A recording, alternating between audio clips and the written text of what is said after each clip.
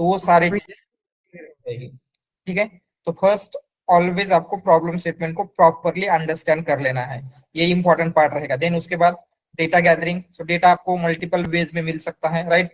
Generally database से मिलता है, then third party sources, web scraping वगैरह वगैरह, ये सारी चीजें थी।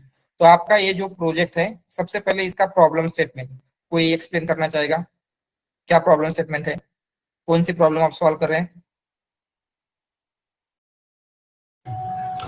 सर बेसिकली हमारे पास में बैंकिंग रिलेटेड प्रॉब्लम है, जहाँ पर एक्चुअली उनको बहुत सारी क्वेरीज आती हैं कस्टमर के एंड से क्लाइंट को, कि वो रिक्वेस्ट कंप्लेंट मल्टीपल डिपार्टमेंट के रिगार्डिंग है, like credit card service related, loan related, prepaid card, credit card.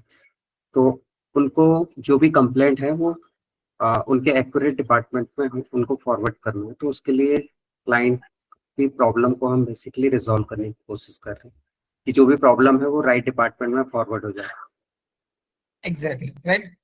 तो कुछ भी प्रॉब्लम आता है तो आपको उस जो डिपार्टमेंट उस प्रॉब्लम को सॉल्व करेगा, उस डिपार्टमेंट में आपको फॉरवर्ड करना है। That is our problem statement. Then second step will be data gathering. आपको डेटा गैदर करना है। तो इस प्रोजेक्ट के लिए आपने डेटा कैसे गैदर किया था, जो स्टोरी है उसमें आपको अगर कुछ और बताना है, that also you can include, but हमने क्या डेटा कैसे मिला है?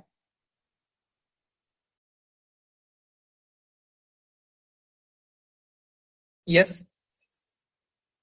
क्लाइंट का जो प्रीवियस डेटा है, बेसिकली जो पास्ट 1 और 2 ईयर्स की जो भी डेटा है, वो बेसिकली उन्होंने डेटाबेस का एक्सेस दिया हुआ है, जहां पर से हमने उसको डाउनलोड करके वहां से यूज किया है। राइट। सो डेटा से, डेटाबेस से डेटा हम डाउनलोड नहीं करते जनरली, एक्सट्रैक्ट बोल सकते हैं, मतलब फेच बोलेंगे हम। ठीक है, फेच किया हमने एंड वो फेच करके सीएसवी में स्टोर किया, एंड देन उस सीएसवी का हम यूज कर रहे थे। सिंपल। तो क्या हुआ था, जो हिस्टोरिकल डेटा है क्लाइंट का, उन्होंने उनके डेटाबेस में स्टोर किया था एंड आपकी टीम को उस डेटा का एक्सेस दिया गया है। देन मतलब आपने खुद से, अगर आपको डेटाबेस का नॉलेज है, या फिर आपके मैनेजर्स ने उस डेटा को एक्सेस किया, उस डेटा को फेच किया एंड देन उसको सीएसवी में कन्वर्ट करके बाद में जो भी आगे की प्रोसेस है आपने उस डेटा के सीएसवी फाइल के ऊपर की थी। ठीक है, एंड ये बाकी की जो भी स्टेप्स होते हैं, ED pre processing, text representation, model selection, evaluation, ये सब कुछ अभी हमें देखना बाकी है। तो ठीक है, हमने प्रॉब्लम को अंडरस्टैंड किया दोनों पर्सपेक्टिव से, राइट, बिजनेस पर्सपेक्टिव से एंड टेक्निकल पर्सपेक्टिव से। टेक्निकल पर्सपेक्टिव से हमें पता चला कि यहाँ पे टेक्स्ट डेटा है तो एनएलपी का प्रॉब्लम होगा, मतलब एनएलपी के थ्रू इसको सॉल्व करना पड़ेगा। देन हमने ये भी देखा कि क्लासिफिकेशन का प्रॉब्लम है एंड उसमें भी मल्टी क्लास क्लासिफिकेशन का प्रॉब्लम है, राइट।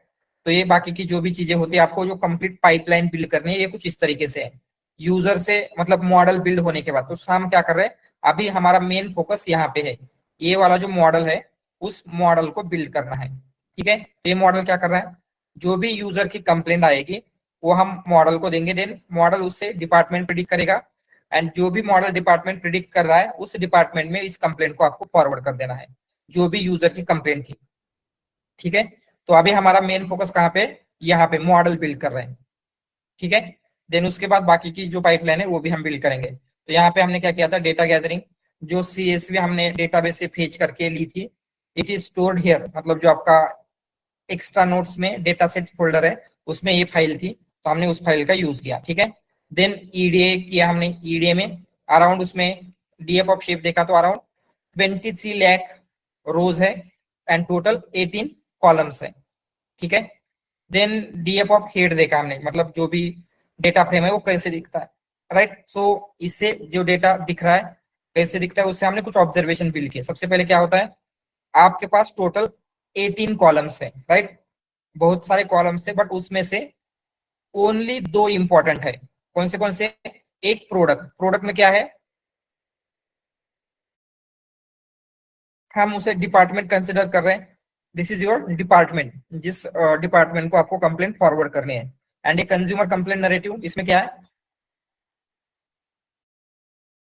जो कंज्यूमर की कंप्लेंट का टेक्स्ट। ठीक है, तो हमने इस ऑब्जर्वेशन के बेसिस के ऊपर एक्शन ली। क्या एक्शन लिया, जो भी बाकी के अननेसेसरी कॉलम्स है उन सारे कॉलम्स को ड्रॉप कर देंगे। ठीक है, तो यहाँ पे हमने क्या किया, उन सारे कॉलम्स को ड्रॉप कर दिया। देन अभी आपके पास 23 lakh rows and only 2 columns बचे हैं। देन हमने देखा कि बहुत सारे नल वैल्यूज दिख रही थी, तो नल वैल्यूज चेक करने के बाद आपको पता चला अराउंड 65% जो कंज्यूमर कंप्लेंट नैरेटिव है वहां पे नल वैल्यूज है, मतलब कुछ भी डेटा प्रेजेंट नहीं है। ठीक है, तो हमने ऑब्जर्वेशन बिल्ड किया, out of 23 lakh around 15 lakh null values है, मतलब अराउंड हम बोल सकते हैं कि 65% डेटा नल है। ठीक है, तो इसमें मल्टीपल सॉल्यूशंस अवेलेबल थे, जैसे नल वैल्यूज को ड्रॉप करना, डेटा ऑगमेंटेशन, या फिर एलएलएम का यूज करना डेटा जनरेशन के लिए, ये सारी स्टेप्स हम कर सकते हैं। But out of all this method हमने कौन सी मेथड चूज की, and why that method only, ये भी। एंड ऑलवेज जब आप चैलेंजेस या फिर कुछ भी एक्सप्लेन कर रहे हो तो जस्टिफिकेशन देना ही, आप सिर्फ नहीं बोलेंगे कि हमने ये मेथड चूज किया। इवन जब हम रैग वगैरह का प्रोजेक्ट देखेंगे, राइट, चंकिंग की मेथड आपने कौन सी की एंड वही क्यों की, इसका ऑलवेज आपको प्रिपेयर रहना है। एंड इस टाइप के क्वेश्चन 100% आपके प्रोजेक्ट के ऊपर आएंगे। ठीक है, तो यहाँ पे ये जो प्रॉब्लम है 65% नल वैल्यूज, तो आपने कौन सा सोल्यूशन अडॉप्ट किया एंड वही क्यों किया, उसके पीछे की रीजनिंग क्या थी।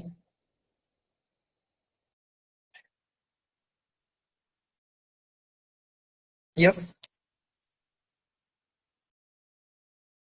See, we drop the values because we have the sufficient data to train the model, and if we uh, delete these things, so it would be like no effect on the model building. Exactly ठीक है, तो हमने क्या कहा, जो आपका null values है, even after dropping null values आपके पास around 8 lakh of data points बच रहे हैं, मतलब ये सफिशिएंट डेटा है to train a model. And अगर आपने इनमें से कोई मेथड चूज किया तो क्या होता है, आपका 60% डेटा ऑगमेंटेड या फिर जनरेटेड होगा, राइट। एंड आपका मॉडल उसके ऊपर ओवरफिट हो सकता है। ओवरफिट मतलब क्या होगा, उस डेटा के ऊपर तो आपको बेटर आंसर्स मिलेंगे, बट जब एक्चुअल डेटा आता है तो वहां पे आपका मॉडल फेल हो जाएगा, राइट। तो हम नहीं चाहते कि आपका मॉडल यहाँ पे बेटर परफॉर्म करे एंड जो एक्चुअल कंप्लेंट आने वाले वहां पे फेल हो, इसलिए हम डेटा को एज रियल एज रखना चाहते हैं, जितना रियल रख सकते हैं उतना रियल रखने का ट्राई करेंगे। इसलिए हमने क्या किया है, ये जो बाकी की मेथड्स है उनको चूज नहीं किया। ठीक है, तो ड्रॉप एनए किया, जो भी नल वैल्यू से ड्रॉप हो चुके हैं, अभी only 8 lakh rows and 2 columns बचे हुए हैं। एंड हमने सम किया तो प्रोडक्ट में 0 वैल्यूज है, कंज्यूमर कंप्लेंट नैरेटिव में भी 0 वैल्यूज है। देन हमने टारगेट कॉलम को एक्सप्लोर करना स्टार्ट किया, तो टारगेट कॉलम में एन यूनिक देखा तो टोटल 18 यूनिक क्लासेस थे, मतलब हमने कहा कि टोटल 18 डिपार्टमेंट्स है आपके पास, राइट। देन यूनिक किया हमने, यूनिक से क्या पता चला कि जो भी यूनिक कैटेगरीज है, जैसे आपको व्हीकल लोन, क्रेडिट रिपोर्टिंग, ये सारी क्या है, यूनिक कैटेगरीज है। देन उन कैटेगरी के बेसिस के ऊपर हमने कुछ ऑब्जर्वेशंस बिल्ड किए। क्या ऑब्जर्वेशंस बिल्ड किए, हमारे पास 18 यूनिक क्लासेस है and some of them are closely related, right. जैसे यहाँ पे देखा था क्या है, क्रेडिट कार्ड और प्रीपेड कार्ड नाम का एक कॉलम है, दूसरा क्रेडिट कार्ड प्रीपेड कार्ड का सेपरेट कॉलम है, राइट। देन लोन के बहुत सारे कॉलम्स है। अगेन यहाँ पे क्या था, मनी ट्रांसफर एक अलग यहाँ पे है, यहाँ पे मनी ट्रांसफर वर्चुअल करेंसी एक सिंगल इसमें है, राइट। तो बहुत सारे कॉलम्स, मतलब आपके रिलेटेड कॉलम्स है। तो हमने इसको कैसे सॉल्व किया, We classify those things into the dictionary based on the similarity. कौन सी सिमिलरिटी कैलकुलेट किया हमने, टू सेंस सिमिलरिटी वगैरह कुछ। No, actually here we use the domain knowledge, and based on the categories, we combine those categories in the one chunk. Yes, तो हमने क्या किया, जो आपका जो भी आपके डोमेन एक्सपर्ट्स है, राइट, क्लाइंट के साइड में जो डोमेन एक्सपर्ट्स है उनके साथ डिस्कस किया एंड उन्होंने जो भी हमको बोला है कि ये सेम कैटेगरीज हैं, जैसे मे बी उन्होंने for their better understanding loan के लिए मल्टीपल कैटेगरीज की थी, बट एक्चुअल में लोन का उनके पास एक सिंगल डिपार्टमेंट है। ठीक है, तो हमने वही किया कि जो आपकी कैटेगरीज है उनको हमने मर्ज करने का डिसाइड किया है। एंड यहाँ पे मर्ज हमने इस तरीके से किया था, तो मर्ज करने के लिए एक डिक्शनरी बिल्ड की एंड देन रिप्लेस किया, तो क्या हो रहा है, वो रिप्लेस हो चुका है। अभी आपके पास क्या है, टोटल 5 यूनिक कैटेगरीज या फिर 5 यूनिक डिपार्टमेंट्स है। ठीक है, तो आपके इसमें 5 वैल्यूज है। तो यहां तक क्लियर है सबको, इसमें किसी को कुछ डाउट? ऑलराइट, तो देन अभी हम क्या कर सकते हैं, डेटा बैलेंस है या इम्बैलेंस है चेक करेंगे, क्योंकि हमने देखा था जब भी क्लासिफिकेशन का प्रॉब्लम है ये डेटा का बैलेंस चेक करना जरूरी होता है, चेकिंग फॉर इम्बैलेंस। तो कैसे चेक करेंगे, मतलब कोई एक डेटा फ्रेम का फंक्शन है क्या जो आपको हर क्लास की कितनी वैल्यूज है बता सकता है? Yes, value count DF value count value count, मतलब आपको क्या करना होगा, DF df of that specific name of that output column, column name of that yeah column, dot column dot कौन सा है,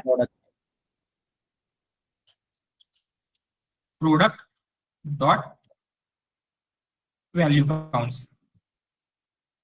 तो आपको इन सब की जो वैल्यू काउंट्स है वो मिल जाएगा।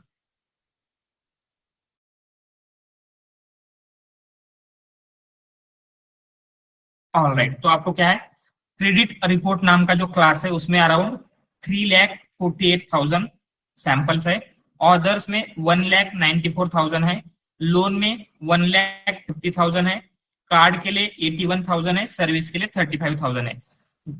मतलब इस डेटा को देख के क्या लग रहा है आपको? that's the imbalance thing data imbalance है, राइट। एंड अगर आपको परसेंटेज में देखना है कि किस क्लास की कितना परसेंट है, कैसे कर सकते हैं, उसके लिए भी कुछ है क्या?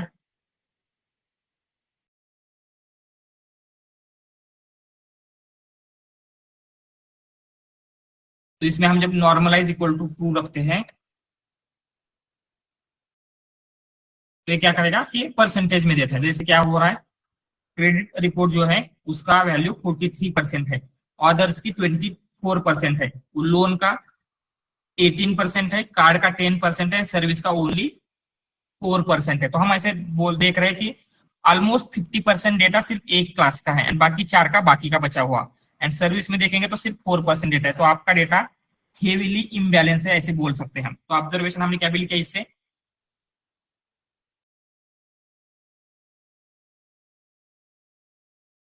क्या लिखा, डेटा इज इम्बैलेंस। ठीक है, आपका डेटा इम्बैलेंस है। तो इसको हम कैसे सॉल्व कर सकते हैं, क्या क्या पोटेंशियल सॉल्यूशंस है?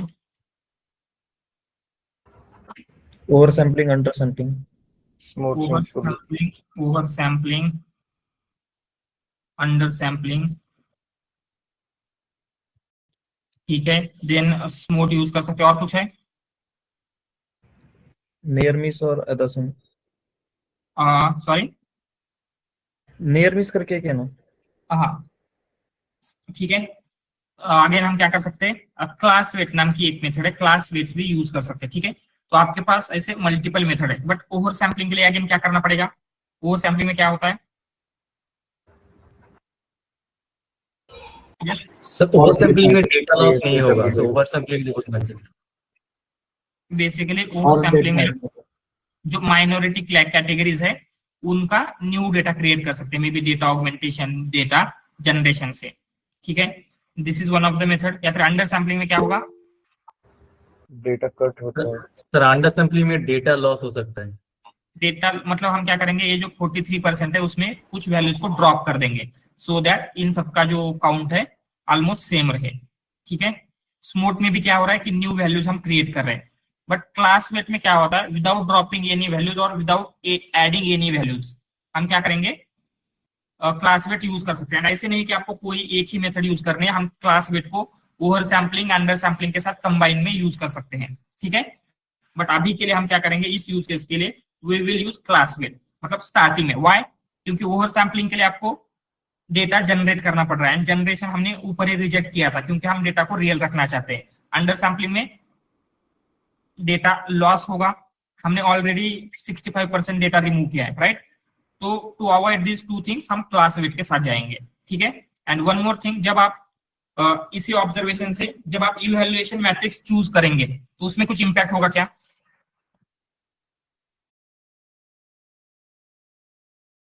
यस, इवैल्यूएशन मैट्रिक्स से क्या इंपैक्ट होता है बिकॉज ऑफ इम्बैलेंस? अगर मैं एक्यूरेसी यूज करता हूं एज अ इवैल्यूएशन मैट्रिक्स, कुछ प्रॉब्लम आ सकता है? मे बी रिकॉल और प्रिसीजन यस सर, हमें कंफ्यूजन मैट्रिक्स देखना पड़ेगा। सो एक्यूरेसी हम जनरली यूज नहीं करेंगे, ठीक है। सो क्यों नहीं करते, जब हमें मैट्रिक्स वगैरह देखते हैं तो वहां पे आपको अंडरस्टैंड हो जाएगा, बट ऐसे कंसिडर कीजिए accuracy might not be good metric, मतलब ये आपको ध्यान में रखना है, ठीक है। Other than accuracy other things आप सेलेक्ट कर सकते हैं। ऑलराइट, यस अभी आई थिंक आपको कुछ क्वेश्चन था।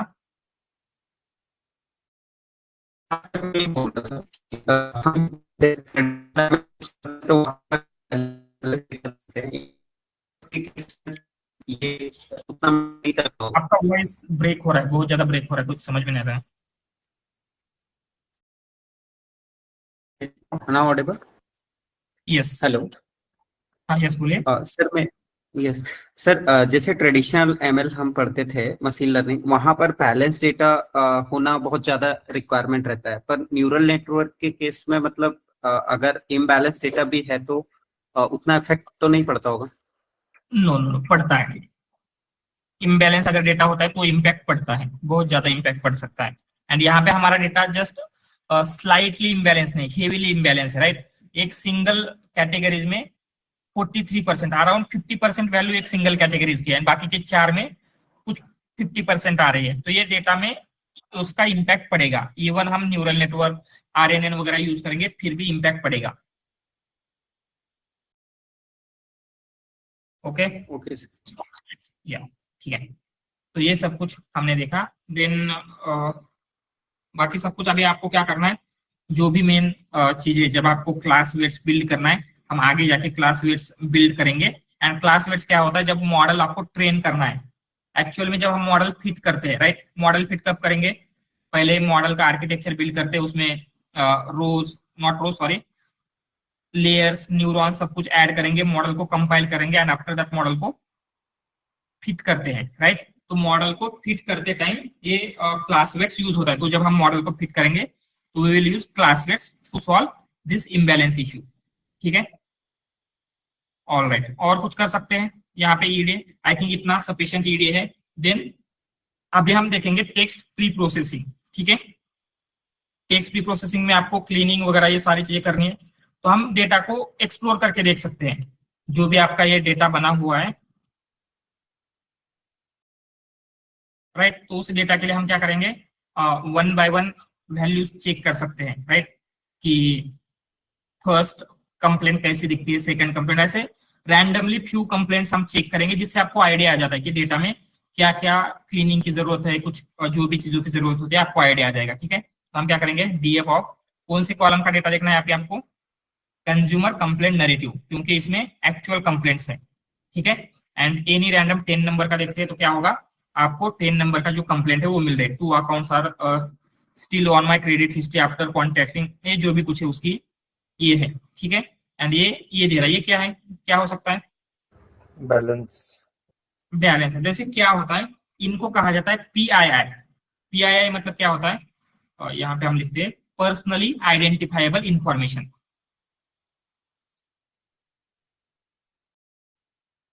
पर्सनली आइडेंटिफाइबल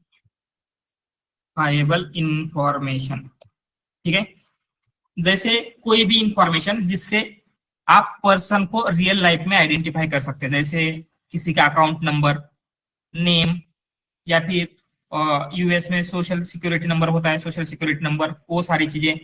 तो ऐसी कोई भी इंफॉर्मेशन जनरली मास्क की जाती है। मास्क मतलब, yes it is a masking, right. Mask मतलब क्या है, ये जो अकाउंट बैलेंस जो भी कुछ उसका था उनको उसने एक्स एक्स से रिप्लेस कर दिया है। तो जहां पे भी नेम है, जहां पे भी अकाउंट नंबर है, जहां पे भी ऐसी कुछ चीजें हैं, वहां पे आपको ऐसे मास्किंग मिलेगी, एक्स एक्स एक्स मिलेगा, ठीक है।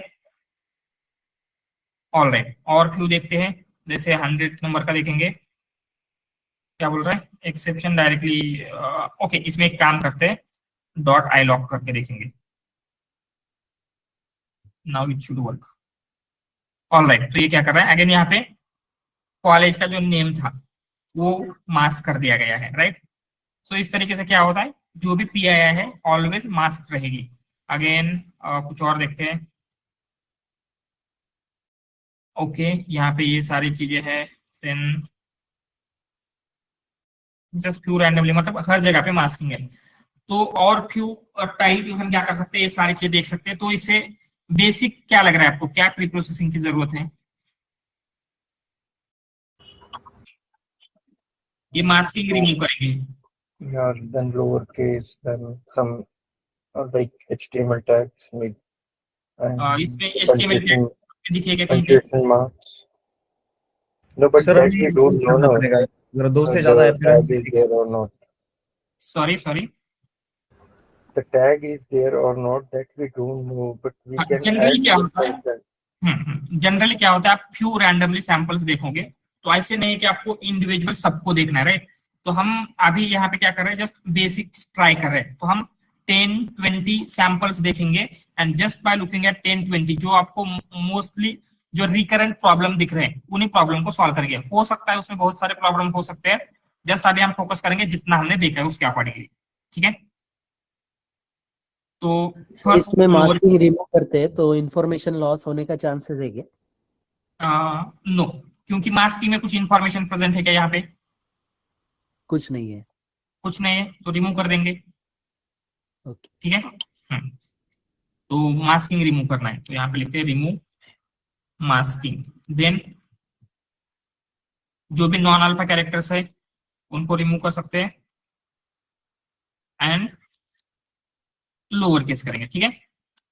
और एक दो मेथड्स अगर ट्राई करने हैं वो भी हम ऐड कर सकते हैं, बट ठीक है, अभी के लिए ये इन तीनों के ऊपर हम फोकस करेंगे। तो again masking, non alpha remover, इसके लिए आपको क्या चाहिए? Regex. रेजेक्स हम यूज करेंगे। सो इंपोर्ट RE, एंड सिंपली अभी हम क्या करते हैं, डायरेक्टली इसके लिए फंक्शन बिल्ड करेंगे, डेट प्री प्रोसेसिंग नाम का, ठीक है? इसमें इनपुट देंगे हम कंप्लेंट, एंड देन क्या करना है, सबसे पहले हम उसको लोअर केस में कन्वर्ट करेंगे। तो लोअर केस के लिए क्या करना है,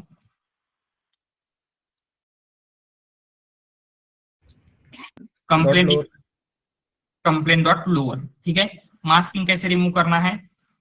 एक्चुअली आपका मास्किंग के लिए ये नहीं है, आपके मास्किंग में क्या है, EXXX है, राइट? तो आपको क्या रिमूव करना होगा, जहां पे EX आ रहा है, एंड सिंगल एक्स हो सकता है, जैसे कोई वर्ड में हो, एक्सरे वगैरह ऐसा कुछ वर्ड हो, तो सिंगल एक्स आ रहा है तो उसको रिमूव करना है क्या हमें? नो। सो जहां पे भी मोर देन 2 टाइम्स रिपीट हो रहा है, उस जगह से हम रिमूव कर देंगे, ठीक है? तो उसके लिए क्या कर सकते हैं,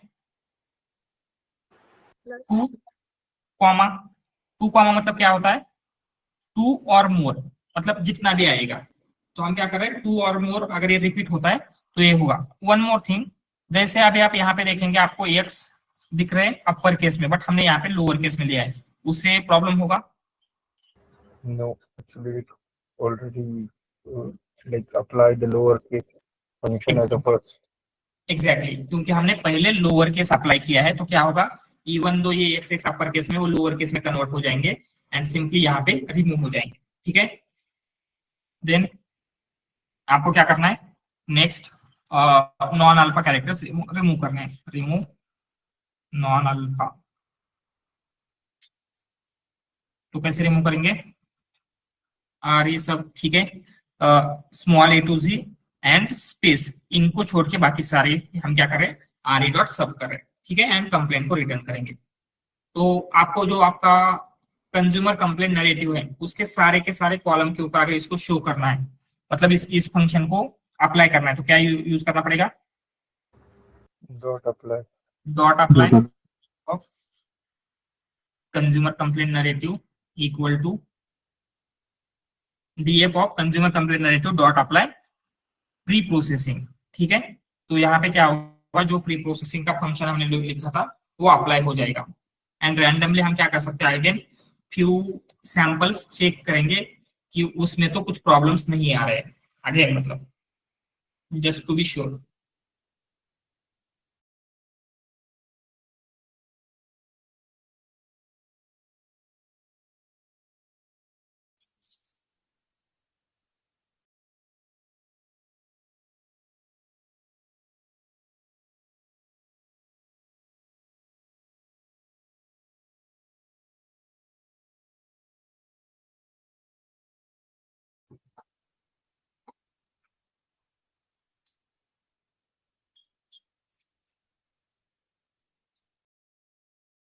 ठीक है। सो ऑलमोस्ट जो भी चीजें थी, मास्किंग बाकी सब कुछ रिमूव हो चुका है। देन चेक करते हैं। सर वो आई कांट की जगह वो कैन नॉट, मतलब वो हट गया है। कहाँ पे क्या हुआ था? वो कांट Yes, कांट में कैन नॉट में वो था ना, वो भी हट गया है। Right right. तो ये रिमूव हो, मतलब ये भी हो चुका, रिमूव हो चुका है। तो इसको भी आप हैंडल कर सकते हैं। उसके लिए कॉन्ट्रैक्शन मैपिंग एक होता है, कॉन्ट्रैक्शन मैपिंग। मतलब वो क्या करेगा, जहां पे भी कांट है उसे कैन नॉट में कन्वर्ट करता है। ठीक है, कॉन्ट्रैक्शन मैपिंग वो आप एक बार चेक कर सकते हैं, बट उससे उतनी ज्यादा एक्यूरेसी इंपैक्ट नहीं होती। ठीक है, इसलिए हम उसको यूज नहीं करेंगे। But if you want to check contraction something होता है, कॉन्ट्रैक्शन मैपिंग। ठीक है, एक लाइब्रेरी है कॉन्ट्रैक्शंस नाम की, उस लाइब्रेरी में हम इसको कर सकते हैं। जहां पे भी आपको कांट दिख रहा है वो उस कांट को रिमूव करेगा एंड कैन नॉट करेगा। ठीक है, बट इसके लिए थोड़ा सा टाइम लगता है, टाइम ज्यादा लगेगा एंड उससे सिग्निफिकेंटली एक्यूरेसी इंप्रूव नहीं होती, इसलिए हमने नहीं किया। बट अगर आपको ट्राई करके देखना है, you can try this also. ठीक है, ऑलराइट। तो और कुछ जैसे रैंडमली फ्यू लेके देखते हैं। ठीक है, यहाँ पे मोर देन 2 स्पेसेस दिख रहे हैं, तो हम क्या करेंगे, जहां पे भी मोर देन 2 स्पेसेस है, क्योंकि इसका कुछ मीनिंग नहीं है, तो इनको भी हम रिमूव कर सकते हैं।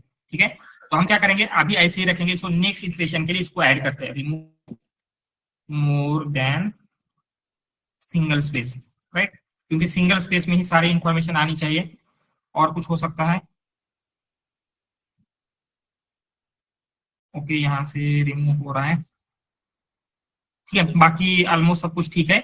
बट ये एक थिंग हम क्या करेंगे, ध्यान में रखेंगे, जब आप नेक्स्ट इटरेशन करेंगे, जैसे क्या होता है, कभी भी आपको फर्स्ट टाइम पे परफेक्ट मॉडल नहीं मिलता, राइट। हम ऑलवेज एक्सपेरिमेंटेशन करते हैं, आपके मल्टीपल इटरेशन होंगे एंड तब आपका फाइनल मॉडल डिसाइड होगा। ठीक है, तो ये हो गया। अभी क्या करना बाकी है, क्या कर सकते हैं इसके ऊपर?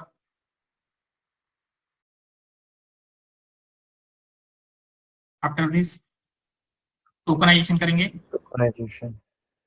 ठीक है, टोकनाइजेशन करते हैं।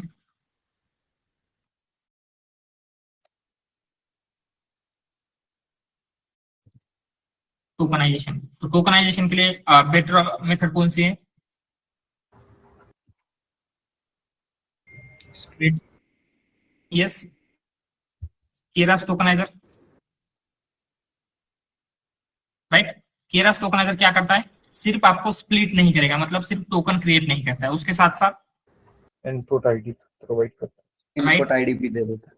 इनपुट आईडी भी देगा एंड जो आपका टेक्स्ट है उसको हम इनपुट आईडीज में कन्वर्ट भी कर सकते हैं। कौन सा फंक्शन था उसके लिए? Text to sequence, text to sequences. ठीक है, तो इसके लिए केरास टोकनाइजर प्रीफरेबल है। तो हम क्या करेंगे, उसका यूज कर लेते हैं, from TensorFlow dot Keras dot pre processing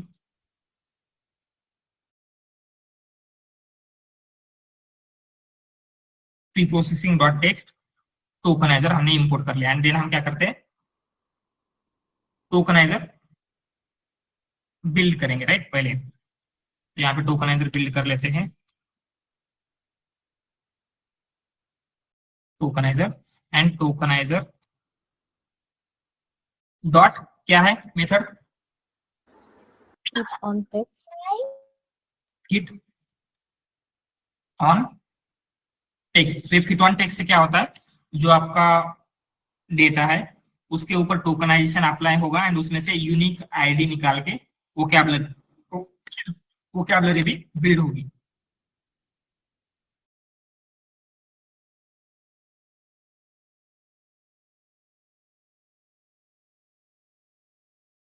सो यहाँ पे हम वोकैबुलरी चेक कर सकते हैं, बट उसको हम प्रिंट नहीं करेंगे, क्योंकि जैसे लास्ट टाइम पे इश्यू हुआ था, हो सकता है जस्ट हम उसकी लेंथ चेक कर लेते हैं। टोकनाइजर डॉट वर्ड इंडेक्स, इससे क्या पता चलेगा, टोकनाइजर डॉट वर्ड इंडेक्स से आपकी सारी जो वोकैबुलरी है वो प्रिंट हो जाती है, बट सिर्फ हम उसका लेंथ चेक कर रहे हैं यहाँ पे। So why we use Keras tokenizer here? हाँ, क्योंकि यहाँ पे ये सिर्फ टोकनाइजेशन नहीं कर रहा है, टोकनाइजेशन तो कर रहा है, उसके साथ साथ आपको वोकैबुलरी बिल्ड करके देता है एंड देन उसकी इनपुट आईडीज भी क्रिएट करके देता है, एंड आपको आगे जाके मॉडल ट्रेनिंग के लिए वो इनपुट आईडीज नेसेसरी होती है। तो ये सारे जो स्टेप आपको मैन्युअली करनी पड़ सकती थी अगर आप कोई अदर मेथड यूज करते हैं, तो ये आपको केरास टोकनाइजर में इनबिल्ट मिलती है।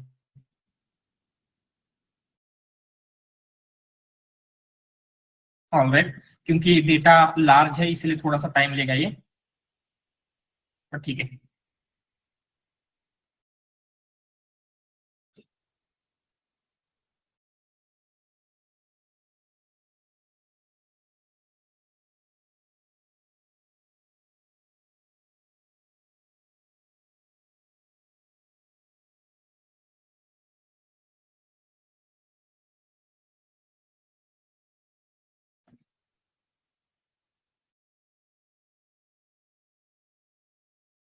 तब तक एनी क्वेश्चंस? सर रेजेक्स एक बार एक्सप्लेन करेंगे फिर से? तो रेजेक्ट सिंपली हमने दो चीजों के लिए यूज किया, मास्किंग रिमूव करने के लिए and non alpha characters remove करने के लिए। तो यहाँ पे आरई डॉट सब मेथड यूज किया है। सब का मतलब क्या होता है? सब्स्टिट्यूट। तो हम यस, तो हम क्या करेंगे, ये वाला पैटर्न फाइंड आउट कर रहे हैं एंड इस पैटर्न को हम सब्स्टिट्यूट कर रहे हैं विद दिस, मतलब ये क्या है, एम्प्टी स्ट्रिंग। तो बेसिकली वो क्या हो रहा है, सिंपली रिमूव हो जाएगा क्योंकि एम्प्टी स्ट्रिंग कुछ नहीं होता। तो ये पैटर्न क्या है, स्क्वायर ब्रैकेट में मतलब होता है वो एग्जैक्ट जो स्क्वायर ब्रैकेट में हमने कैरेक्टर दिए उस एग्जैक्ट कैरेक्टर को फाइंड आउट करेगा। तो एग्जैक्ट कैरेक्टर आप क्या देख रहे हैं,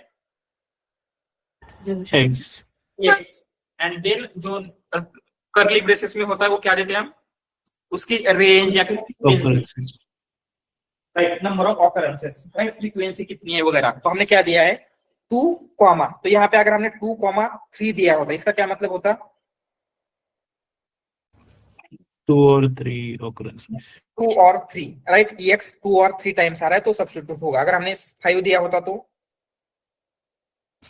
2 और 5, 2, 3, 4, 5 इतने टाइम्स आ रहा है, तो मतलब रेंज में होता है, ये मिनिमम एंड ये मैक्सिमम होता है। तो जब हम कुछ भी रेंज नहीं देते तो कितना भी हो सकता है, मोर देन 2 अगर कहीं पे भी आ रहा है तो उसको रिमूव कर रहा है।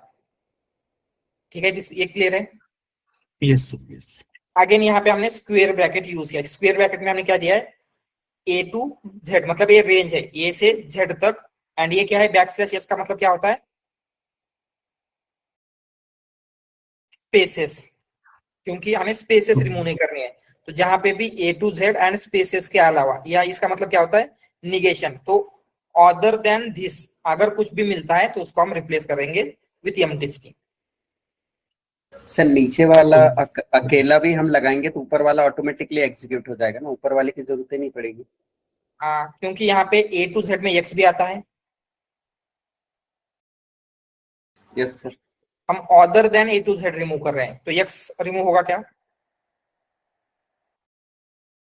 ए टू जेड में एक्स भी होगा तो एक्स वहां पे रहेगा, ए टू जेड तक जितने भी कैरेक्टर्स है वो सारे रह जाएंगे, तो एक्स भी उसमें रह जाएगा, वो रिमूव नहीं होगा। ठीक है, ऑलराइट सर।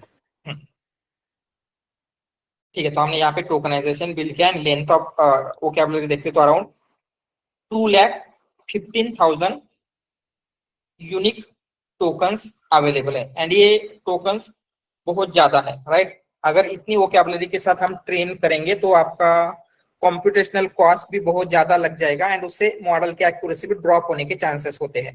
एंड तो ये इतने ज्यादा यूनिक वर्ड, इवन आपको लगता होगा इंग्लिश लैंग्वेज में ये सारी है, इंग्लिश में जनरली इतने ज्यादा वर्ड हो सकते हैं क्या, नो, राइट। जनरली 10,000 20,000 वर्ड से भी ऑलमोस्ट कंप्लीट इंग्लिश आ जाएगी, तो इतने ज्यादा क्यों आ रहे हैं। तो क्या होता है, ये जो कंप्लेंट्स आई है कहाँ से आई है, मतलब हमारा जो डेटा है कहाँ से मिला है आपको, कंप्लेंट्स का यूजर से, जो भी यूजर है और उस बैंकिंग के कस्टमर वगैरह है उन्होंने सेंड किया है, एंड उन्होंने कैसे सेंड किया होगा, खुद से टाइप करके। तो जब ह्यूमन टाइप करते हैं तो स्पेलिंग मिस्टेक होने के बहुत ज्यादा चांसेस होते हैं, तो ऐसे हो सकता है कि जहां पे उन्होंने स्पेलिंग मिस्टेक किया हो, बिकॉज ऑफ दैट इतने सारे ये आ रहे हैं, पॉसिबल है क्या। तो हम क्या कर सकते हैं, या तो स्पेलिंग करेक्शन कर सकते हैं, that is also possible, but उसमें टाइम एंड कॉस्टिंग भी लगेगा। तो हम सिंपली क्या करेंगे, जो जस्ट हम टॉप के सम वर्ड्स ले सकते थे, जैसे 50,000 या फिर 30,000, ऐसे कुछ वर्ड्स लेंगे टॉप के उतने ही, एंड उससे कम फ्रीक्वेंसी, राइट। मतलब ये जो आपको वोकैबुलरी में आएगा, वोकैबुलरी में टॉप पे कौन से वर्ड्स होते हैं?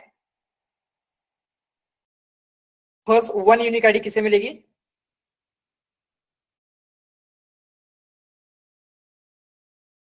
जिसकी सबसे ज्यादा फ्रीक्वेंसी होती है।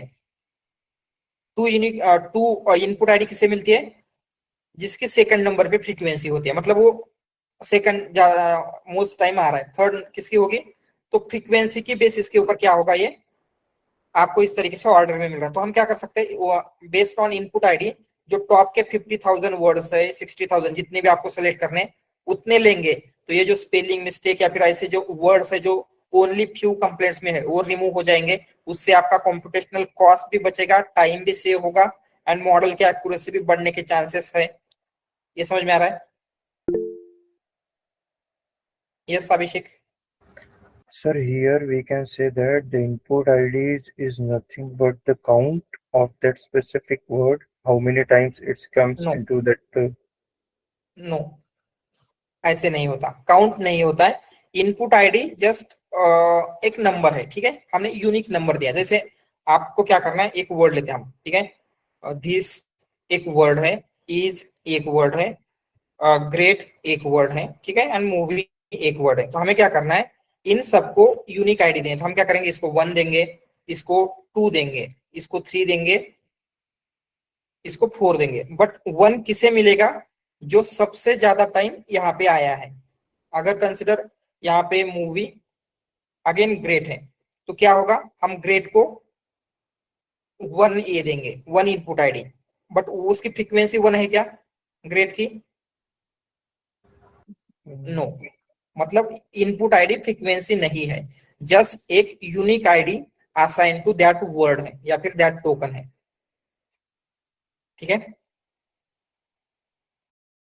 All right. And so this input ID is given based on the frequency, right?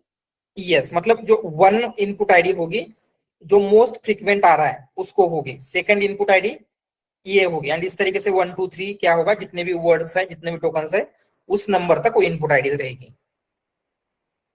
So यहाँ पे हम लोगों ने स्टॉप वर्ड रिमूवल नहीं किया है, वो करने से भी थोड़ा कम हो सकता है क्या? यस यस, हो सकता है। स्टॉप वर्ड में ज्यादा से ज्यादा 200 स्टॉप वर्ड्स आप रिमूव करेंगे, स्टिल 2,50,000 15,000 है,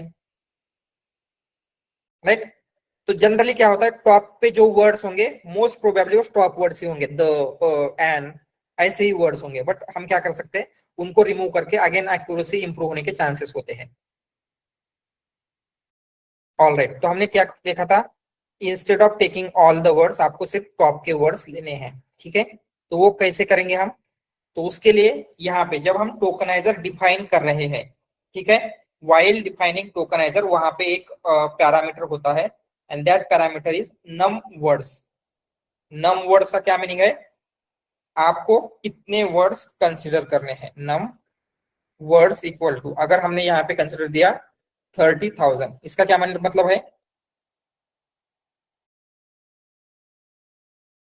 हम जो most, yes, instead of considering 2,15,000 words only, जो टॉप के 30,000 वर्ड्स है जो मोस्ट फ्रिक्वेंटली आ रहे हैं, हम उन्हीं को कंसिडर करेंगे। तो इसको रन करेंगे तो अभी क्या होगा, सिर्फ 30,000 वर्ड ही कंसिडर होंगे।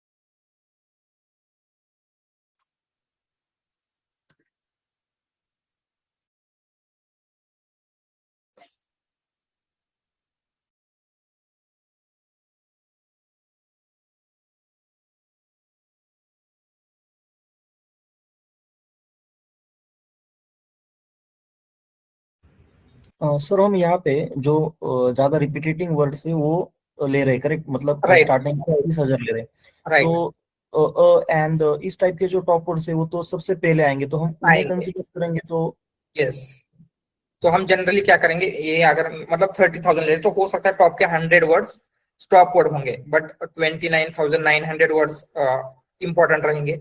या फिर अगर उनको रिमूव करना है तो पहले स्टॉप वर्ड रिमूव करके ये प्रोसेस कर सकते हैं। ओके।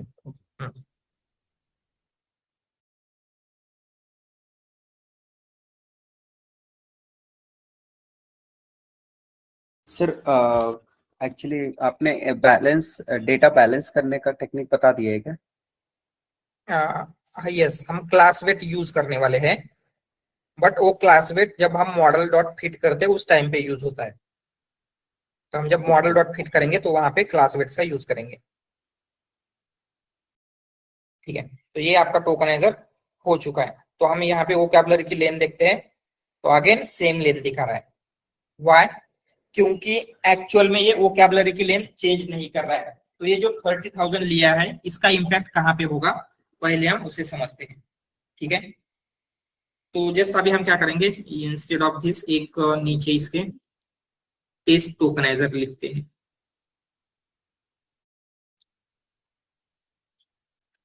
ठीक है, एक टेस्ट टोकनाइजर बिल्ड करेंगे।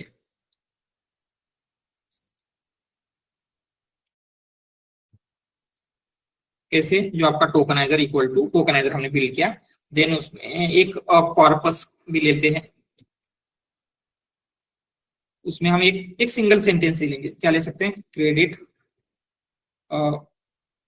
Card is not working. ठीक है, समथिंग लाइक दैट, ऐसे एक कंप्लेंट आई है आपको। एंड हम क्या करेंगे, इस टोकनाइजर को करेंगे। तो कैसे होगा, tokenizer test tokenizer sorry dot fit on text, and उसमें हम क्या करेंगे, आपका कॉर्पस का डेटा पास करेंगे।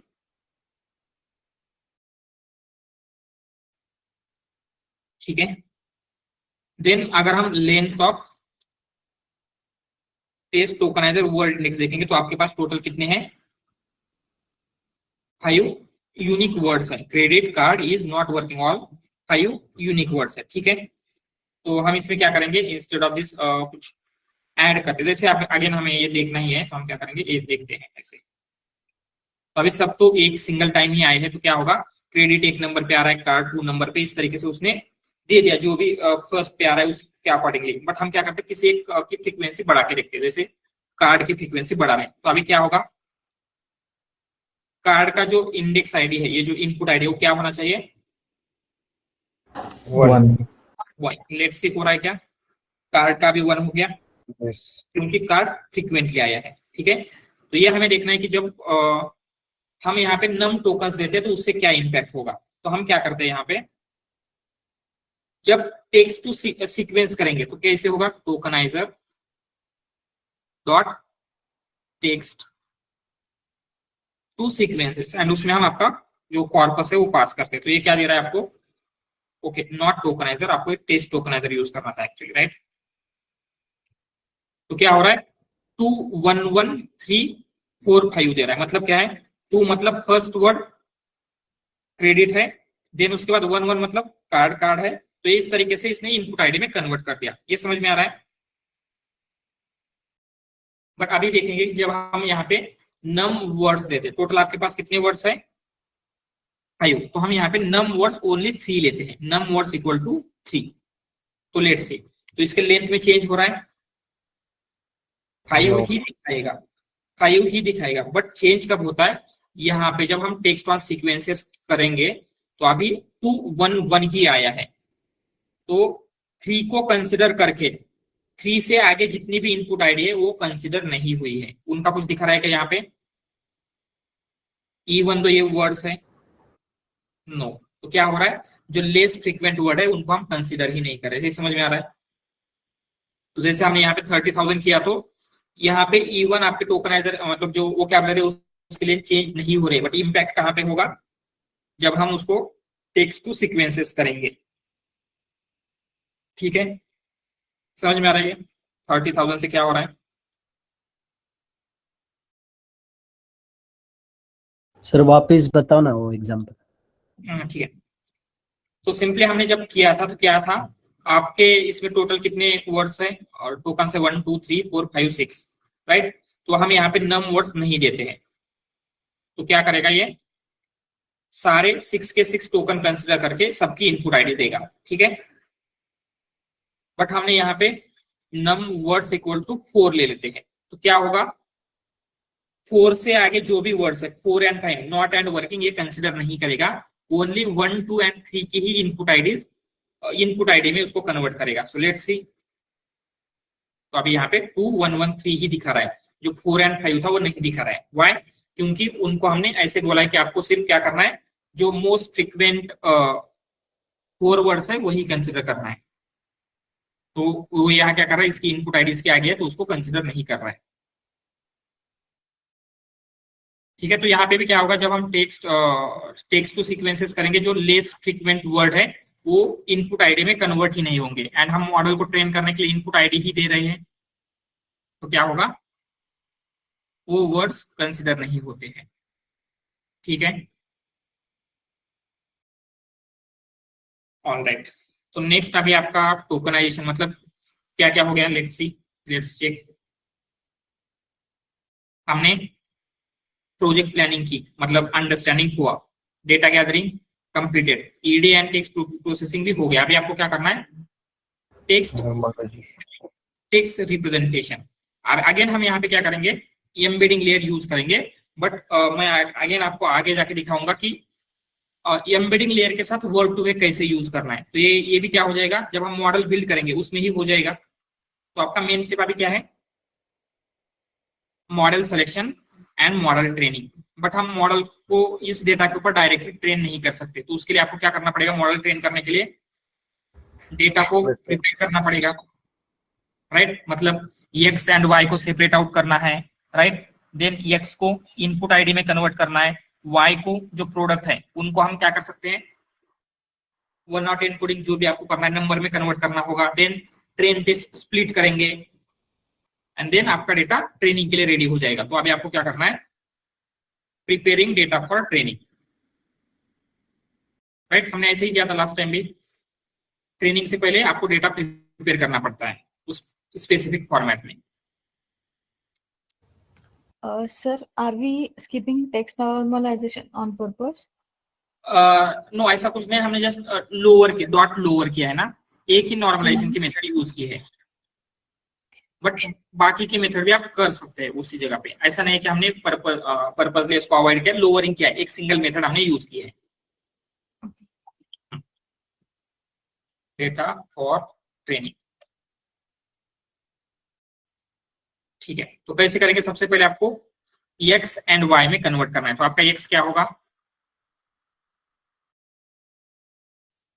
क्या होना चाहिए, कंज्यूमर कंप्लेंट।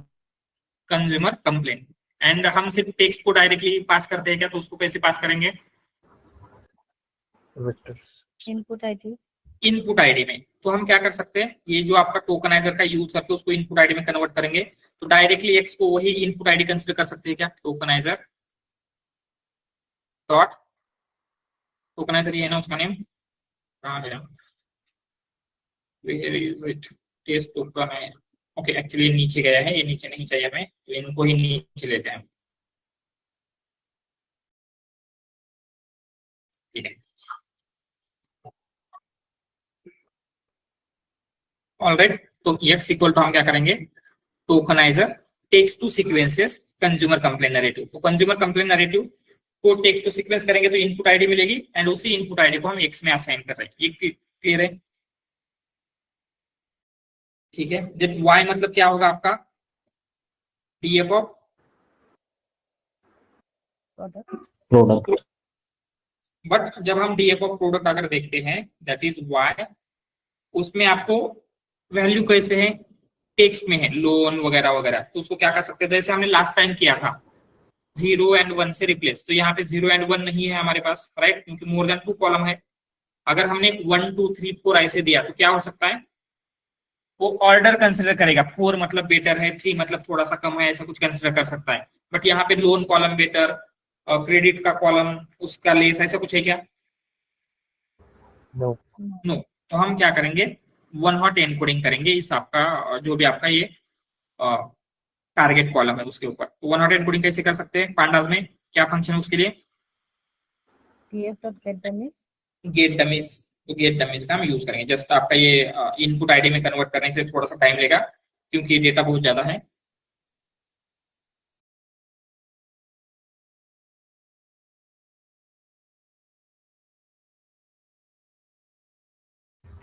सर हम लोग Azure में कौन कौन से टॉपिक कवर करने वाले हैं? एजूर में block storage, then document intelligence, AI foundry, या दिस थिंग एंड वन एक दो और सर्विसेज रहेंगे। ठीक है, तो यहाँ पे वाई में क्या है, एक्चुअली वाई डिफाइन नहीं हुआ है। तो आपका वाई में इस तरीके से टेक्स्ट है, तो ये हम नहीं चाहते, तो इसलिए हम क्या करेंगे, वाई को डमीज में कन्वर्ट कर सकते हैं, मतलब वन हॉट एनकोडिंग में आपको कन्वर्ट करना है। तो कैसे करेंगे उसके लिए, pd डॉट गेट डमीज, ठीक है, and then D about product. तो इससे क्या होगा, तो उसके one hot encoding vector, but ये तो ट्रू फॉल्स दिखा रहा है। हम नहीं चाहते कि ट्रू फॉल्स है, हम क्या चाहते हैं जहां पे ट्रू है वहां पे वन आ जाए एंड जहां पे फॉल्स है वहां पे जीरो आ जाए। तो उसके लिए हम यहाँ पे क्या करेंगे, डॉट एज टाइप होता है, बट हम पहले इसको जैसे ये एक्स का टाइप क्या होगा,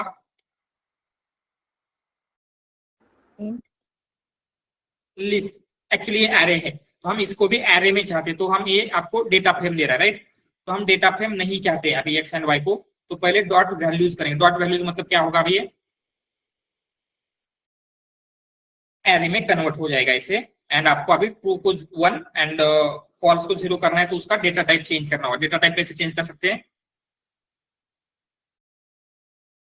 एज टाइप ऐसा कुछ फंक्शन है, मेथड है, एंड कौन से टाइप में, आपको इंटीजर में करना है। तो अभी क्या हो जाएगा, जहां पे ये था, ठीक है। तो उससे पहले आपको एक और चीज लेनी चाहिए थी, पहले हम इसको रिमूव करते हैं,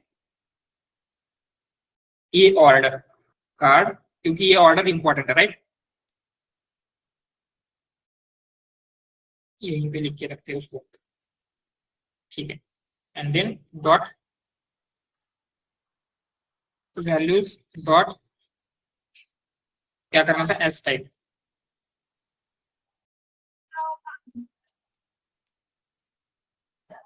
तो यहाँ पे ये जो फर्स्ट लिस्ट है उसका क्या टारगेट वैल्यू थी, लोन। लोन, वाई लोन, क्योंकि कार्ड के लिए जीरो, क्रेडिट रिपोर्ट के लिए जीरो एंड लोन के लिए वन है, इसीलिए हमने इस ऑर्डर को प्रिजर्व किया क्योंकि उससे हमें अंडरस्टैंडिंग हो सके, ठीक है। तो अभी आपका डेटा एक्स एंड वाई में रेडी है, बट बिफोर स्प्लिटिंग हमें एक और चीज करनी पड़ेगी। ये जो एक्स है उसकी लेंथ डिफरेंट होगी, हर कंज्यूमर की कंप्लेंट सेम लेंथ की नहीं होगी, तो क्या करना पड़ेगा, स्प्लिटिंग से पहले पैडिंग करना पड़ेगा। पैडिंग कर लेते हैं, तो पैडिंग में डेटा लॉस होने से अवॉइड करने के लिए हम क्या कर सकते हैं, डिफॉल्ट मैक्स लेंथ। यस, तो हम क्या करेंगे, from TensorFlow dot Keras dot preprocessing dot sequence, pad sequence लेना है, and then X padded equal to pad sequences, ये मैक्स लेंथ को रिमूव ही कर देंगे। तो क्या होगा, तो ये प्री पैडिंग होगी या पोस्ट पैडिंग होगी, प्री ठीक है। तो ये पैडिंग भी हो गई, मतलब जो भी मैक्सिमम लेंथ है उसके अकॉर्डिंगली ये पैडिंग हो जाएगा। तो हमने पैडिंग भी कर लिया है, ठीक है। नेक्स्ट अभी आपको क्या करना है, ट्रेन टेस्ट स्प्लिट करना है। जस्ट इसका हम क्या कर लेते हैं,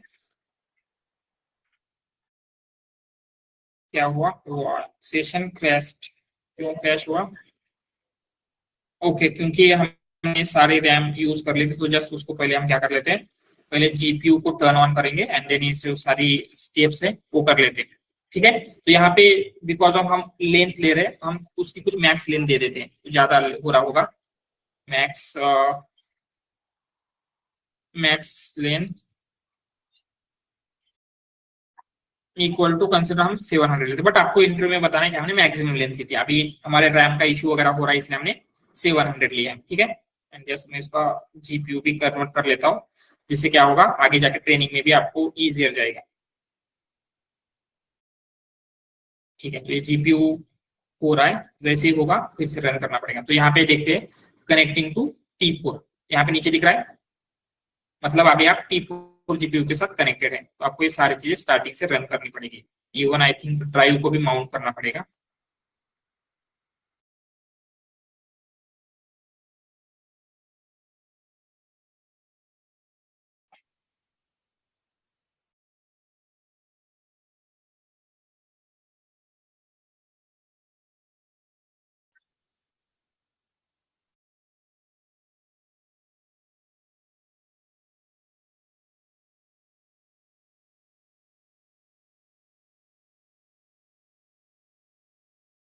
ठीक है, कनेक्ट होने में थोड़ा सा टाइम लेगा बट कनेक्ट हो जाएगा।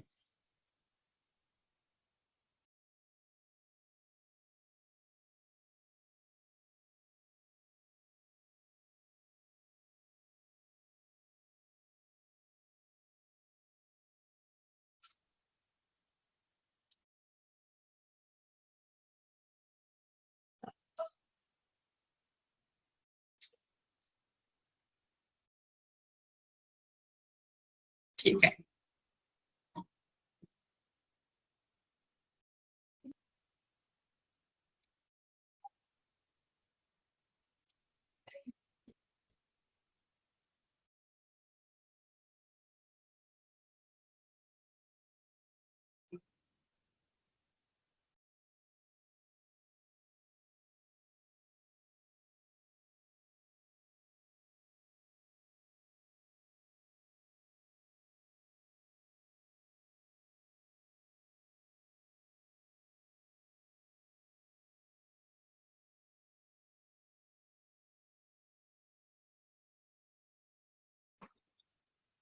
ठीक है। डी अब फिर ये सारी चीजें रन कर लेते हैं।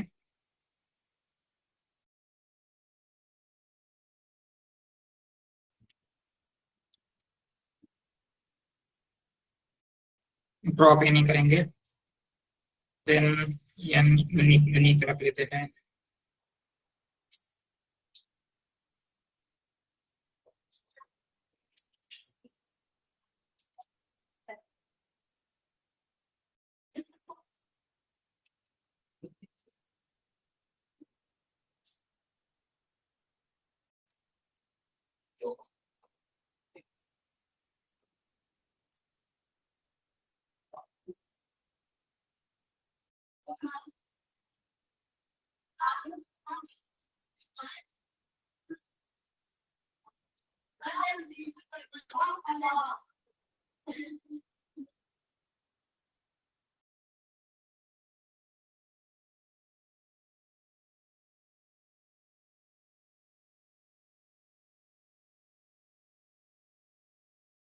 ठीक है, ये पैडिंग हो जाने के बाद नेक्स्ट स्टेप क्या करनी पड़ेगी आपको, डेटा को ट्रेन एंड टेस्ट में स्प्लिट करना है, ठीक है। तो हमने अभी तक देखा था ट्रेन एंड टेस्ट में जब हम स्प्लिट कर रहे थे तो कैसे कर रहे थे, डेटा कितना कितना परसेंट तक रहे थे, 80-20, बट ये ऑलवेज ट्रू नहीं होता है, ठीक है। तो हमें क्या करना होता है, जो आपका डेटा है, ठीक है, तो जनरली 10,000 टू 50,000, 50,000 भी बहुत ज्यादा हो गया। अगर इतने सैंपल्स आपके टेस्टिंग में आएंगे, ठीक है, तो उतने मोर देन सफिशियंट है। एंड आपको ऑलवेज जितना ज्यादा डेटा आप ट्रेनिंग को रख सकते हैं उतना ट्रेनिंग को रखना है, ठीक है। बट अगर हमने यहाँ पे ऐसा किया 80-20 किया तो हमारे पास टोटल 8 लाख सैंपल है, तो कितना टेस्टिंग में जाएगा, ओनली 20% से 1.6 लाख समथिंग, राइट।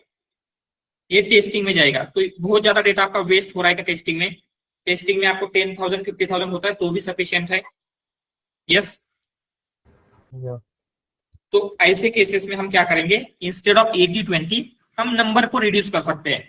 अगर हमने 90-10 किया तो भी कितना हो रहा है, अराउंड यहाँ पे 80,000 आ जाएगा। 80,000 भी ज्यादा है तो हम 95-5 कर सकते हैं। 95-5 करेंगे तो क्या होगा, तो यहाँ पे 50,000. यस 40,000 आ रहा होगा, तो 40,000 सफिशिएंट है। Yes. तो हमने क्या किया 95 किया, वाई नॉट 80-20 यहाँ पे।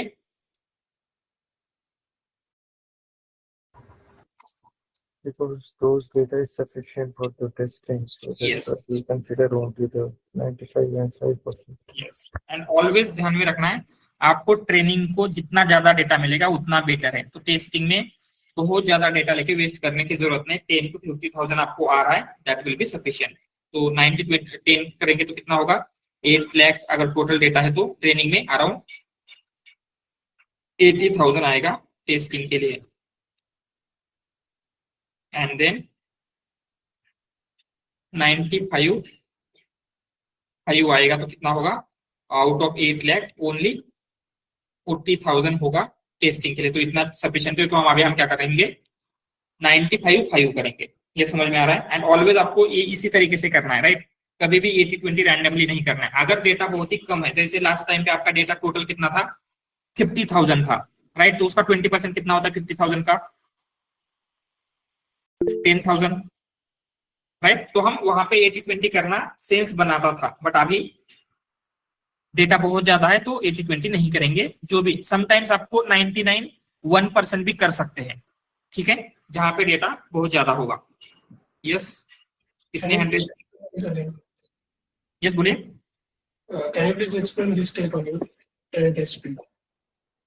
क्या होता है जब हम ट्रेन टेस्ट स्प्लिट करेंगे तो आपको टेस्टिंग में अगर 10,000 से 50,000 तक सैंपल आ रहे हैं टेस्टिंग डेटा में, उतने सफिशिएंट रहेंगे, ठीक है, 10 से 50,000। एंड हमें ऑलवेज एक बात याद रखनी है कि आपके ट्रेनिंग डेटा में ज्यादा डेटा होना चाहिए। जितना ज्यादा ट्रेनिंग में होगा उतना आपके लिए बेटर है। अगर हमने 80-20 किया तो हमारे पास टोटल 8 लाख सैंपल थे, तो 80% ट्रेनिंग में जाएगा एंड उसका 20% मतलब कितना होगा 1.6 लाख टेस्टिंग में। तो ये बहुत ज्यादा डेटा वेस्ट हो रहा है टेस्टिंग में। सो इंस्टेड ऑफ 80-20 हमने 95 किया। 95 से क्या हो रहा है ओनली 40,000 टेस्टिंग में जा रहा है। जो हमने यहाँ पे रेंज सेट की थी उसके अकॉर्डिंगली उतना टेस्टिंग के लिए सफिशिएंट है, इसलिए 80-20 नहीं करेंगे, 95 करेंगे हम। Okay, got it. ठीक है। एंड देन क्या होगा आगे, फ्रॉम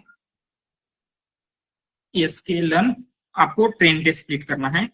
क्या करेंगे X train X test Y train Y test equal to train test split. उसमें एक्स पे एडेड दिया, वाई दिया, टेस्ट साइड 0.2 देना है। क्या हमें 0.2 देंगे तो वो 20% हो जाएगा, 0.05. 0.05. तो 5% आ जाएगा। तो इसको स्प्लिट करते हैं। सर ये रैंडम स्टेट क्या करता है एग्जैक्टली? आप जितनी भी टाइम्स ये डेटा को स्प्लिट करेंगे तो ट्रेनिंग में सेम डेटा आएगा, टेस्टिंग में सेम डेटा आएगा। अदरवाइज ये ट्रेनिंग में अलग डेटा, टेस्टिंग में अलग डेटा जा सकता है, ठीक है। तो same data always training and testing में लाने के लिए ये यूज होता है। सर एक वो स्ट्रैटिफाई करके भी एक होता था ना शायद, Yes, इम्बैलेंस के टाइम यूज करते थे। एग्जैक्टली। तो यहाँ पे स्ट्रैटिफाई की जरूरत है। व्हाई? जैसे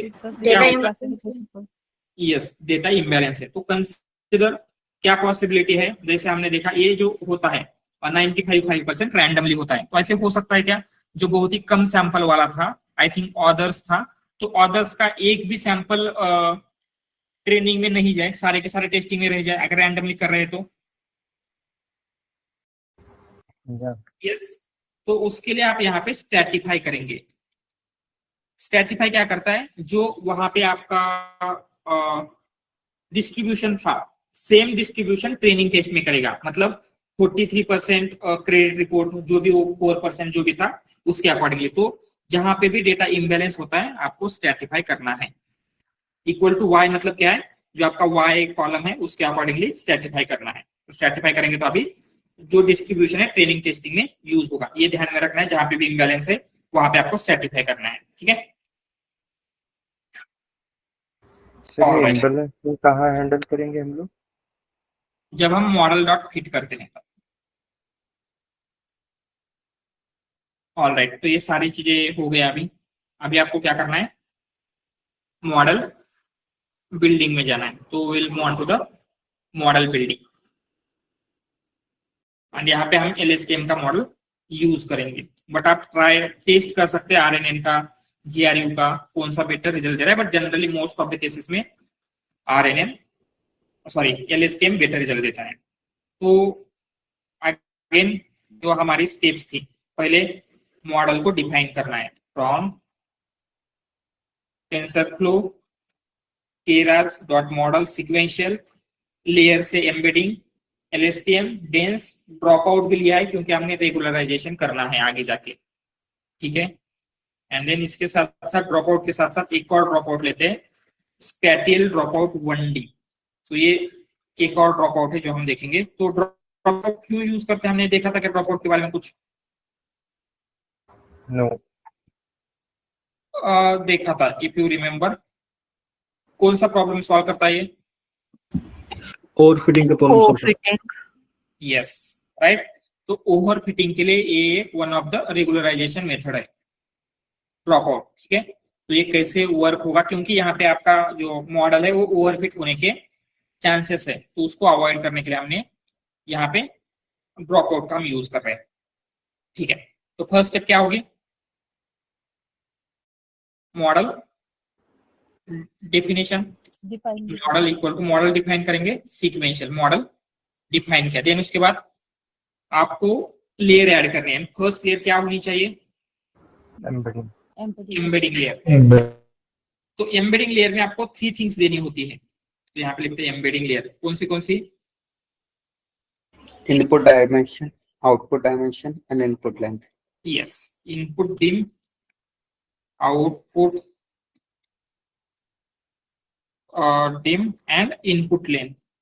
तो ये क्या क्या होगी, फर्स्ट इनपुट डायमेंशन कितना होगा, length of vocab size. Yes, length of vocab होता है, बट इस केस में लेंथ ऑफ वोकैब लेंगे या फिर कुछ और ले सकते हैं, क्या लगता है? क्योंकि वोकैब के सारे वर्ड्स हम अभी यूज नहीं कर रहे हैं। We can consider 30,000. यस, जो हमने यहाँ पे कंसिडर किए थे, कितना कंसिडर किया था, तो 30,000, ठीक है। तो ये 30,000 प्लस 1 लेना पड़ेगा। वो प्लस 1 किस लिए? Yes, for padding. Then output dim क्या होगा, dimension of the vector, output vector. Yes, vector का आपको जो डायमेंशन रखना है 100, 200, 300, 100 to 300 के रेंज में जनरली हम देंगे, तो हमने 300 रखा है। एंड इनपुट लेंथ कितनी होगी, Length of that column, which column? text column, first one, or X column. Yes, तो यहाँ पे देखते हैं कहीं से आइडिया मिल रहा है, क्लू। आपके इनपुट की लेंथ कितनी होने वाली है, ये हो रही इनपुट की 700. 700। वाई 700? क्योंकि आपने हर एक सीक्वेंस को 700 लेंथ में कन्वर्ट किया है, ठीक है। यहाँ पे 700 लेते हैं, ये क्लियर है। तो फर्स्ट वही लेयर हम ऐड करेंगे, model dot add embedding input dim. Actually हमने यहाँ पे दिया, ये यहाँ से ले रहा है, इंस्टेड हम यहाँ पे डायरेक्टली देंगे। इनपुट डिम कितना होना चाहिए, 30,000 प्लस 1, आउटपुट डिम लिखते हैं 300 and input length it will be 700, ठीक है। सो इस तरीके से आपने जो भी आपका फर्स्ट जो लेयर थी वो बिल्ड की। देन उसके बाद कौन सी लेयर ऐड करेंगे, LSTM की। यस, बट अभी हम क्या करते हैं, स्पैटियल ड्रॉप आउट 1D 0.2 दे रहे हैं, इट इज फॉर रेगुलराइजेशन। ये क्या है हम थोड़ा सा आगे डिस्कस करेंगे, बट अभी के लिए ऐसे कंसिडर कीजिए हमने ये स्पैटियल ड्रॉप आउट 1D की लेयर ऐड किया, यहाँ पे 0.2 कुछ दिया है, ओके। देन LSTM की लेयर हम ऐड करेंगे, मॉडल डॉट ऐड LSTM, ठीक है। यहाँ पे रिटर्न सीक्वेंस दे सकते हैं, बट यहाँ पे भी हम फ्यू थिंग्स देंगे। ये 128 क्या है, number of neuron, number of neuron. यहाँ पे भी एक होता है ड्रॉप आउट, इक्वल टू हम कुछ देंगे एनी नंबर 0.2 ही देते हैं, एक और होता है रिकरेंट ड्रॉप आउट। तो ये तीनों ड्रॉप आउट क्या है, वो ये भी पॉइंट टू देते हैं। ये spatial drop out, recurrent drop out, ये तीनों क्या है हम समझ लेते हैं, बट अभी के लिए इसको लिखेंगे। देन यहाँ पे एक और चीज होती है रिटर्न सीक्वेंस। तो ये return sequence equal to true कब करना है, रिटर्न अगर इसके आगे की लेयर भी, ठीक है, LSTM की है, या फिर इसके आगे की, इस लेयर के आगे भी आप RNN यूज कर रहे हैं, तो ऑलवेज रिटर्न सीक्वेंसेस को ट्रू रखना है। अदरवाइज ये इसका डिफॉल्ट वैल्यू फॉल्स होती है। अगर नेक्स्ट लेयर LSTM RNN की नहीं है तो इसको फॉल्स रखेंगे। ये रिटर्न सीक्वेंसेस समझ में आ रहा है। इस LSTM लेयर की नेक्स्ट लेयर भी LSTM है, इसलिए हमने इसको return sequences equal to true रखा है। तो यहाँ पे return sequences equal to true क्यों नहीं रख रहे, क्योंकि इसके आगे की लेयर डेंस लेयर नहीं है। ठीक है, अभी फाइनली आउटपुट लेयर बिल्ड करते हैं। तो आउटपुट लेयर में कितने न्यूरॉन्स होने चाहिए, number of classes, number of classes कितने हैं हमारे पास, 5। ठीक है, तो यहाँ पे हम देंगे 5 एंड एक्टिवेशन सॉफ्टमैक्स। ठीक है, ये क्लियर है यहाँ तक। तो अभी ये जो ड्रॉप आउट का लिखा था हमने उसको देख लेते हैं। तो ये जो फर्स्ट ड्रॉप आउट है, ठीक है, स्पैटियल ड्रॉप आउट। तो ड्रॉप आउट हम क्यों यूज करते हैं, टू अवॉइड ओवरफिटिंग यूज करेंगे, टू अवॉइड ओवर फिटिंग। ठीक है, एंड ऐसे लार्ज डेटा सेट पे या फिर कॉम्प्लेक्स मॉडल, मतलब हम नॉर्मल मॉडल ट्रेन करेंगे तो ओवर फिटिंग के चांसेस न्यूरल नेटवर्क में सबसे ज्यादा होते हैं। ठीक है, इसलिए हम ऑलवेज कुछ ना कुछ मेथड यूज करेंगे। ड्रॉप आउट यूज कर रहे हैं, एंड आगे हम एक और मेथड देखेंगे। कौन सी मेथड देखी थी हमने न्यूरल नेटवर्क में यूज होती है, drop out and early stopping. Yes, early stopping. तो अर्ली स्टॉपिंग का भी कैसे यूज होगा इसी प्रोजेक्ट के साथ में ही हम देखेंगे। ठीक है, तो फर्स्ट हमने लिया था this one, spatial drop out. तो ऑलवेज ध्यान में रखना, ये यूज होता है जहां पे हम डायरेक्टली टेक्सचुअल डेटा प्रोसेस कर रहे हैं। जैसे इस एम्बेडिंग लेयर में टेक्सचुअल डेटा आ रहा है, राइट, तो उसके लिए जहां पे सीक्वेंशियल डेटा है, ठीक है, तो वहां पे स्पैटियल ड्रॉप आउट यूज होगा फॉर सीक्वेंशियल डेटा। यहाँ पे हमारा टेक्स्ट है, मतलब ये सीक्वेंशियल है, इसलिए हमने स्पैटियल ड्रॉप आउट 1D किया है। बट हमने यहाँ पे भी किया है, जब हम ये LSTM की लेयर बिल्ड कर रहे हैं तो उसमें 2 टाइप ऑफ ड्रॉप आउट लिए हैं। कौन से, just drop out and recurrent drop out. ठीक है, तो पहले हमें अंडरस्टैंड करना होगा ड्रॉप आउट मतलब क्या है, एंड ये जो नंबर दे रहे हैं 0.2 वगैरह, इसका क्या मीनिंग होता है। कोई किसी को कुछ आइडिया इसके बारे में, ड्रॉप आउट मतलब क्या होता है, एंड ये जो नंबर दे रहे हैं वो क्या है। नंबर परसेंटेज है सर, 0.2 मतलब 20%। एग्जैक्टली, एंड क्या करता है drop out, randomly drop the neurons in that layer. Exactly, right. तो कंसिडर आपकी एक लेयर है, ऐसे कनेक्टेड है, तो इसमें से जो वेट्स है, कुछ वेट्स को ये रैंडमली ड्रॉप कर देगा, एंड ये परसेंटेज दिया है हमने 0.2 मतलब 20%। तो ये जो लेयर है, इस लेयर के 20% वेट रैंडमली ड्रॉप हो जाएंगे। ठीक है, तो ड्रॉप आउट मतलब क्या होता है, जो प्रीवियस लेयर है, प्रीवियस लेयर कहाँ पे है, जो भी प्रीवियस लेयर है एंड ये करंट LSTM लेयर, जैसे दिस वन, ये LSTM लेयर, इनके बीच के जो कनेक्शन है वो 20% ड्रॉप आउट होंगे इस लेयर, इससे। तो इससे क्या हो रहा है, ये फर्स्ट वाले से, कौन से, जो हम आपके इनपुट वेट्स थे, इनपुट वेट्स ड्रॉप करेगा, इनपुट वेट्स को ड्रॉप करेगा। ठीक है, इनपुट वेट्स आप कहां से दे रहे थे, इफ यू रिमेंबर, आपका जो इनपुट जाता है यहाँ पे LSTM की सेल में, तो वहां पे कुछ वेट्स थे WI, राइट। तो ये इनपुट वेट को ड्रॉप करेगा। देन रिकरेंट मतलब क्या है, रिकरेंट के कुछ वेट थे क्या, जैसे जब आपका ये रिकरेंट कनेक्शन आ रहा है तो यहाँ पे WH था क्या, यस, राइट। तो ये जो हो रहा है, यस, ये हिडन स्टेट जो भी आ रही, तो ये जो आपके हिडन स्टेट के वेट थे जिनको हमने रिकरेंट वेट कहा था, वो ड्रॉप कर रहा है, हिडन स्टेट वेट या फिर जो रिकरेंट वेट है। ठीक है, तो ये जो भी हमने मॉडल बिल्ड किया है इसमें सारी चीजें क्लियर है क्या? किसी को कुछ डाउट है ये जो मॉडल का आर्किटेक्चर है उसमें?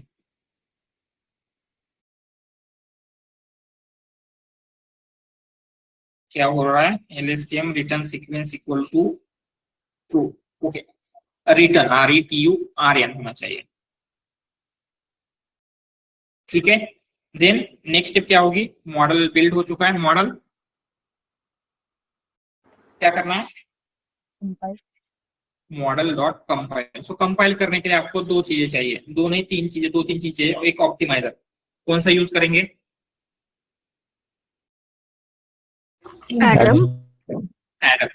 ठीक है, एंड देन आपका लॉस फंक्शन। लॉस फंक्शन कौन सा यूज करेंगे? Now categorical cross entropy use करेंगे। व्हाई? मल्टी क्लास क्लासिफिकेशन है, एंड ये मैट्रिक्स मतलब आपको कुछ ट्रैक करना है, तो हम एक्यूरेसी ट्रैक कर रहे हैं, बाकी की भी कुछ चीजें वो ट्रैक कर सकते हैं। ठीक है, यस आशीष? सर आउटपुट लेयर में एक्टिवेशन ये सिग्नल यूज होता है। सिग्मॉइड कहाँ पे यूज होता है? जहाँ पे बाइनरी क्लासिफिकेशन होगा, एंड यहाँ पे मल्टी क्लास क्लासिफिकेशन है, तो मल्टी क्लास क्लासिफिकेशन के लिए शॉर्ट मैक्स लगेगा। अगर बाइनरी क्लासिफिकेशन होता मतलब दो क्लासेस होते तो शॉर्ट मैक्स होगा। ठीक है, बट ये LSTM है तो इसमें तो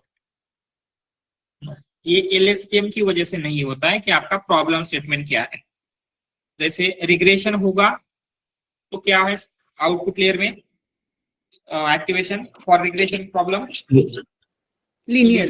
रिग्रेशन के लिए लीनियर होगा, जहां पे बाइनरी क्लासिफिकेशन है वहां पे सिग्मॉइड होगा, जहां पे मल्टी क्लास है शॉर्ट मैक्स। ऑलवेज आप LSTM यूज करो, ANN यूज करो, RNN यूज करो, एनीथिंग, आपका प्रॉब्लम स्टेटमेंट क्या है उसके अकॉर्डिंगली एक्टिवेशन डिटरमाइन होता है। Okay sir. तो आगे नेक्स्ट स्टेप क्या होती है? Model dot fit. बट हमने अभी तक जो आपका इम्बैलेंस है उसको हैंडल नहीं किया है, तो पहले आपको इम्बैलेंस को हैंडल करना पड़ेगा, देन मॉडल को फिट करना पड़ेगा। तो ये जो प्रोसेस है इम्बैलेंस हैंडलिंग के लिए, जो क्लास वेट्स यूज करना है, मॉडल को फिट करना है, एंड देन उसका इवैल्यूएशन वगैरह जो भी स्टेप्स है, ये ऑल द स्टेप्स हम टुमारो देखेंगे। ठीक है, बट अभी तक जो भी देखा है तो यहाँ पे जस्ट क्लास वेट्स हम हेडिंग लिख के रखते हैं। जो भी हमने अभी तक देखा है उसमें किसी को कुछ डाउट? सर ये ड्रॉप आउट में हमने जो इनसाइड द LSTM करे वो तो क्लियर है, जो एडिशनल लेयर ऐड करके ड्रॉप आउट करे वो समझ नहीं आ रहा है। इस पैटर्न ड्रॉप आउट। हाँ, तो क्या होता है, जहां पे भी इनपुट में सिक्वेंशियल डेटा है तो इनपुट लेयर के बाद हम स्पैटियल ड्रॉप आउट यूज करते हैं। ठीक है, तो इनपुट लेयर ये आपकी एम्बेडिंग लेयर होगी, तो उसके बाद हमने ये जहां पे सिक्वेंशियल कौन से न्यूरॉन को ड्रॉप करेगा ये समझ नहीं आ रहा। तो क्या होगा, जो एम्बेडिंग लेयर मतलब इनपुट लेयर से जो LSTM को कनेक्ट कर रहे हैं, एम्बेडिंग से इनपुट लेयर को जो कनेक्ट कर रहे हैं वो वाले को।